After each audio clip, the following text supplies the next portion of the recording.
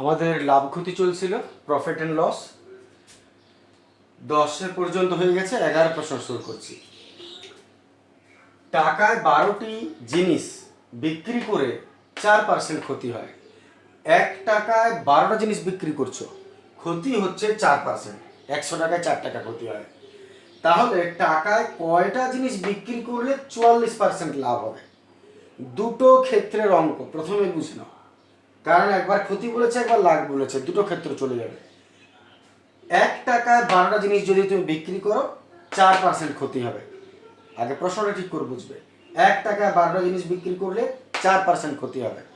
তাহলে 1 টাকায় কটা জিনিস বিক্রি করলে নিশ্চয়ই কমাবে, 12টা বিক্রি করবে না, তার চেয়ে কমাবে।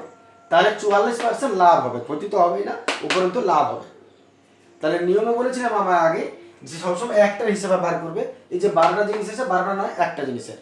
তাহলে প্রথম কাজ আসছি, টাকায় 12টা জিনিস বিক্রি করছো, 1 টাকায় 12টা, তার মানে কি 12টা জিনিসের দাম 1 টাকা।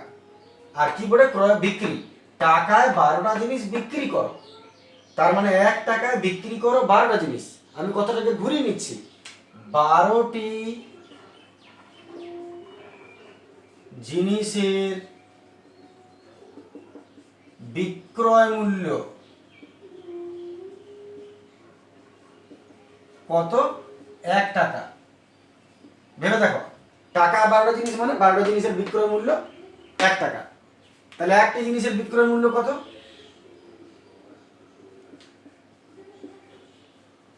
1/12 টাকা। আমি প্রথমে বলেছিলাম 12টা, 14টা, 100টা, 200টা এরকম নয়, একটা হিসাবে সবসময় অঙ্ক করবো।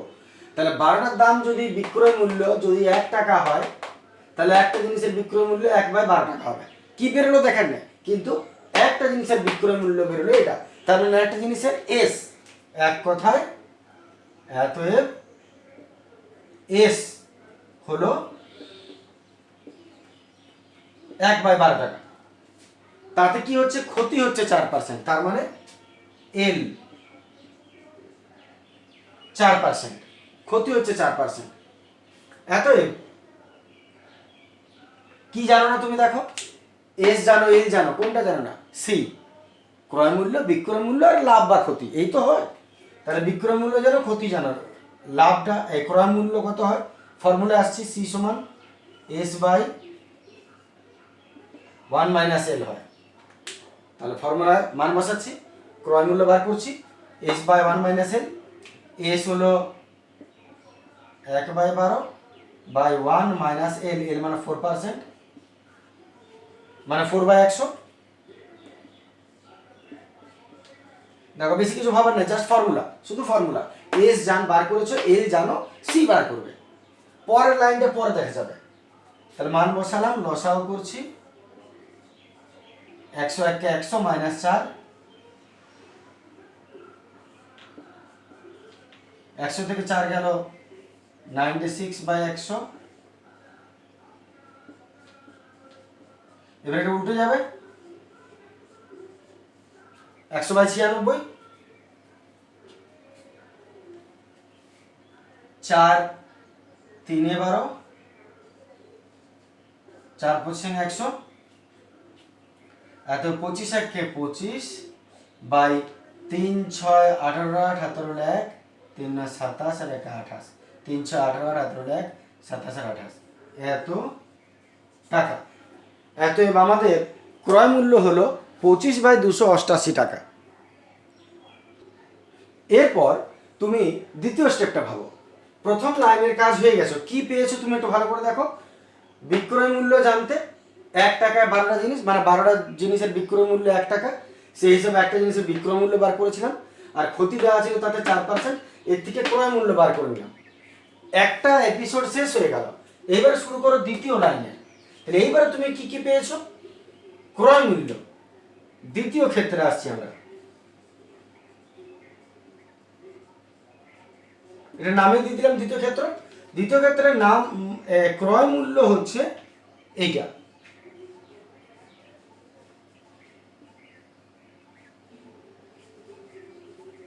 $25/288 টাকা।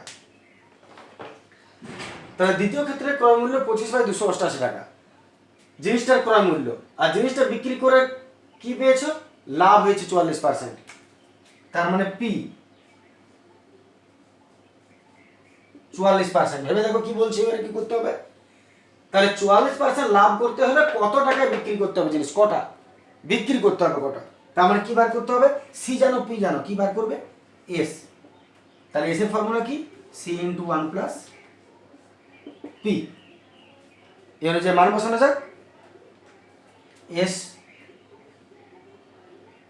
সি 25/288, 1 প্লাস পি মানে 44, আর পার্সেন্টেজ 100 দিয়ে দিলাম, লসাগু করছি।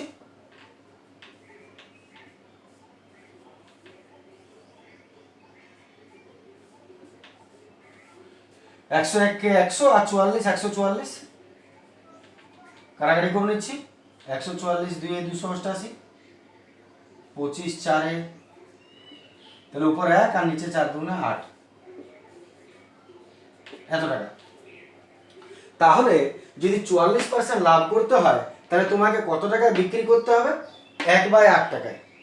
এবারে শেষ কাজ, প্রশ্নটা কি বলেছে? টাকায় কটা জিনিস বিক্রি করলে 44% লাভ হবে। তুমি এখানে কি বার করেছো? যে একটা জিনিস যদি আমি 44% লাভ করতে চাই তাহলে কত টাকায় বিকবো? 1/8 টাকায়। 1/8 টাকায় কটা জিনিস বিক্রি করবে? একটা জিনিস, কারণ প্রথমে আমরা একটা জিনিস হিসেবে বার করেছি। তাহলে 1/8 টাকায় একটা জিনিস বিক্রি করবে। প্রশ্ন বলেছে টাকায় কটা জিনিস বিক্রি হবে, মানে 1 টাকায় কটা জিনিস বিক্রি হবে। তাহলে শেষে একটা ছোট্ট ঐকিক নিয়ম করে নাও, যে একটা জিনিসের যদি এত টাকায় বিক্রি করে, বা ঘুরিয়ে নাও, এত টাকায় বিক্রি করে কটা জিনিস? একটা জিনিস। এতএব 1/8 টাকায় বিক্রি হয় একটি জিনিস। ভেবে দেখো, 1/8 টাকায় বিক্রি হয় একটি জিনিস, তাহলে 1 টাকায় বিক্রি হবে, উল্টে যাবে, 8টি জিনিস। সাধারণত কি নিয়ম করে দিলাম, হয়ে গেল এটা। তাহলে পুরো অঙ্কটা আমি আরেকবার বলে নিই। প্রথমে প্রথম লাইনটার কাজ করবে, 12টা জিনিস বলেছে 1 টাকায় 12টা জিনিস বিক্রি করছে। তুমি দেখে নেবে 12টা জিনিসের বিক্রয় মূল্য যদি 1 টাকা হয়, একটা জিনিসের বিক্রয় মূল্য কত? তার মানে একটা জিনিসে চলে এসছো, বিক্রয় মূল্য পড়ে, তাহলে এস পেয়ে গেলে। আর ক্ষতিতে দেওয়া আছে এল, তাহলে কি বার করতে হবে তোমাকে? এস আর এল জানলে সি বার করতে হবে। সি বার করে দিলে ফর্মুলায় যা বেরোলো রেখে দাও। এবার দ্বিতীয় ক্ষেত্রে শুরু করো, কারণ প্রত্যেক জিনিসের বিক্রয় মূল্য চেঞ্জ হতে পারে, ক্রয় মূল্য চেঞ্জ হবে না। ক্রয় মূল্য যা ছিল তাই, তাহলে ক্রয় মূল্য ওই জিনিসটার যেহেতু ক্রয় মূল্য একটাই হয়, তাহলে ক্রয় মূল্য দ্বিতীয় ক্ষেত্রে ক্রয় মূল্য এটা বসালাম। আর এবারে লাভ হবে বলেছে, পি বসালাম, তাহলে এস বার করে নাও। এস বেরিয়ে গেল, মানে বিক্রয় মূল্য পেয়ে গেল। এখন 1 8 টাকা কটা জিনিসের? একটা ধরে শুরু করেছি, একটা জিনিসের বিক্রয় মূল্য 1 8 টাকা, তাহলে 1 টাকা 1 8 টাকায় 5 একটা জিনিস বিক্রি করা যায়। 1 টাকায় কটা জিনিস বিক্রি করা যাবে? ব্যাস 8টা জিনিস বিক্রি করা যাবে, উত্তর হয়ে গেল। দেখে নাও, এটা খুব একটা জটিল কিছু নয় বিশেষটা।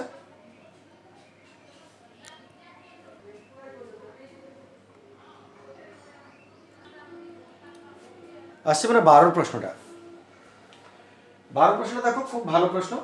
রমা পিসি দুটি শাড়ি তৈরি করে একটি 15% আর অপরটা 20% লাভে বিক্রি করলেন।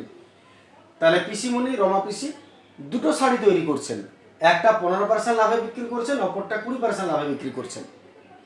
আর মোট লাভ, মানে এই দুটাতে মোট লাভ 262 টাকা 50 পয়সা। 50 পয়সায় তখনও চল ছিল, লাভে বিক্রি করেছেন। মোট লাভ হলো 262 টাকা 50 পয়সা। আর শাড়ি দুটির উৎপাদন ব্যয় 1:3, মানে একটার যদি 1 টাকা খরচ হয়েছে আর একটা শাড়ি তৈরি করতে 3 টাকা খরচ হয়েছে। উৎপাদন মানে উৎপাদন ব্যয় বলতে ক্রয় মূল্যই বোঝায়। 1:3 হলে শাড়ি দুটির প্রতিটির উৎপাদন ব্যয় কত? এক কাজ করা যায়, এটা প্রশ্নটা আরেকবার দেখে নাও। দুটো শাড়ি, একটা 15% লাভ, একটা 20% লাভ, আর সব মিলিয়ে মোট লাভটা কত? 262 টাকা 50 পয়সা। আরও কথা বলে দিয়েছে, উৎপাদন ব্যয়ের অনুপাত 1:3। উৎপাদন ব্যয় মানে এক কথায় ক্রয় মূল্য। তুমি উৎপাদন করতে তোমার যে খরচা, তোমার কিনতেও সেই খরচা, একই কথা দুটো। তাহলে উৎপাদন ব্যয় বলেছে 1:3, কোনটা কত? অঙ্কটা শুরু কিভাবে করবে? শুরুটা এখান থেকে করো, যে উৎপাদন ব্যয়ের অনুপাত দিয়েছে তো তুমি আলাদা করে দাও দুটোকে, এইভাবে। দুটি শাড়ির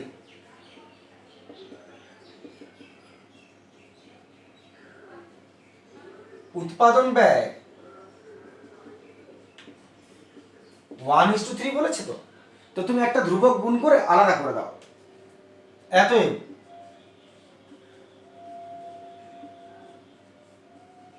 প্রথমটির উৎপাদন মানে ব্যয় মানে ক্রয় মূল্য,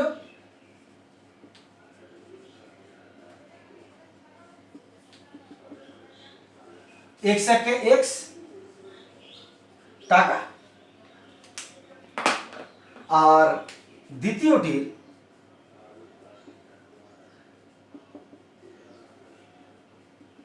উৎপাদন ব্যয় 3x টাকা ধরে নাও। তাহলে এটা x গুণ করলাম, এটা x গুণ করলাম, একই ধ্রুবক গুণ করে অনুপাতকে আলাদা করে লেখা যায়। তাহলে প্রথমটার হলো x একে x আর দ্বিতীয়টার হলো 3x একে 3x টাকা, দ্বিতীয়টির উৎপাদন ব্যয়। এইবারে প্রথমটা কত লাভ বলেছে? প্রথমটা 15% লাভ আর দ্বিতীয়টা 20% লাভ। তাহলে এতএব প্রথম শাড়িতে কত লাভ হয়েছে? x এর 15%। প্রথম শাড়িতে লাভ x এর 15%, তার মানে দেখে নাও কত, x এর 15/100 কাটাকাটি করে নেব, 5 3 15, 5 20 100,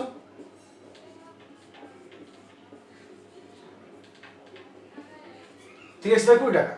তাহলে প্রথম শাড়িতে লাভ কত? 15%। কার 15%? প্রথম শাড়ির উৎপাদন ব্যয়, তাহলে x এর 15% হয়ে গেল। আর দ্বিতীয় শাড়িতে লাভ কত? দ্বিতীয় শাড়িতে লাভ 3x বটে, দ্বিতীয় শাড়ির ক্রয় মূল্য বা উৎপাদন ব্যয়, 3x এর 20% সমান কত দেখে নি? 3x এর 20/100। ঠিক আছে, 20/100 কাটাকাটি করে নাও, 3x একে 3x, 3x/5 টাকা। তাহলে দ্বিতীয় শাড়ির লাভ হলো 3x/5 টাকা। শেষে কি বলেছে দেখো, তাহলে প্রথম শাড়ির লাভ বার করলে দ্বিতীয় শাড়ির লাভ বার করে নিলে মোট লাভ কত যোগ করে দিবে, আর মোট লাভ কত বলে দিয়েছে 200। তার মানে শর্তানুসারে কি প্রথম লাভ যুক্ত দ্বিতীয় লাভ সমান মোট লাভ। বাস হয়ে গেল। তাহলে এত শর্তানুসারে,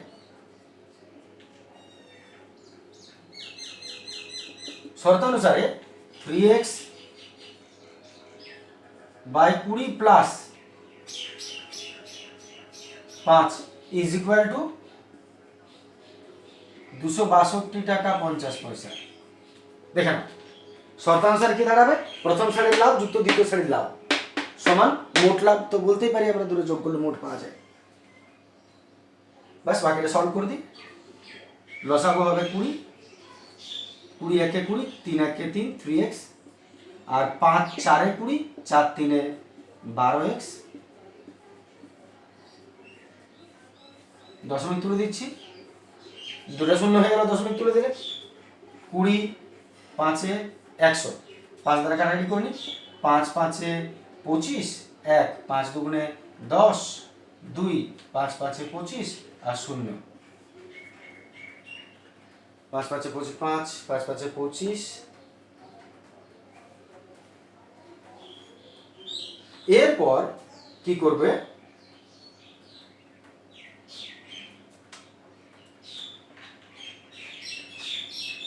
থ্রি এক্স 15টা x, 12 3 15x, আর ওদিকে পড়ে রইল 5250। এত x সমান বাই 15। দেখে নিচ্ছি কত হচ্ছে আমাদের কাটাকাটি করে।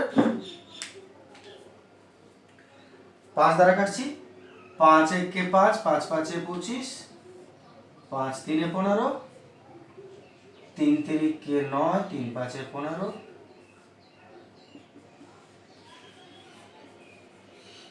350 টাকা। 350 টাকা হলো x এর মান 350 টাকা। এতএব শেষ কাজ কি হবে? দুটো শাড়ির উৎপাদন ব্যয় বলেছে। তাহলে দেখে নাও, আমি মুছে নিচ্ছি। প্রথম শাড়িতে x বলে, তাহলে প্রথম শাড়ি বেরিয়ে গেল, আর দ্বিতীয় শ্রেণীর কত ওটা 3x, x এর মান বসিয়ে দাও 3 গুণ হবে। তাহলে শেষ কাজে আসছে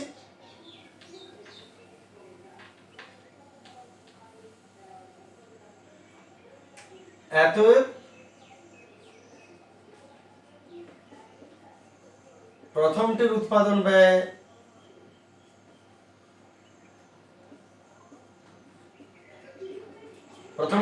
ব্যয় x, তার মানে 350 টাকা। আর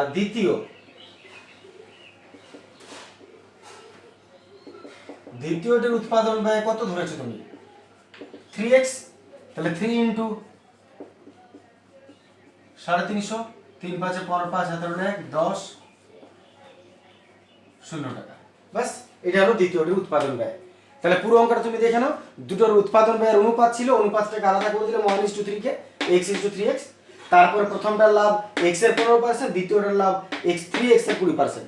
যোগ করে দাও, মোট লাভ তো দেওয়া আছে 262.50, শর্তানুসারে সমান করে দিলাম, x এর মান পেয়ে গেলাম, মান বসিয়ে দিলাম, অঙ্ক শেষ হয়ে গেল।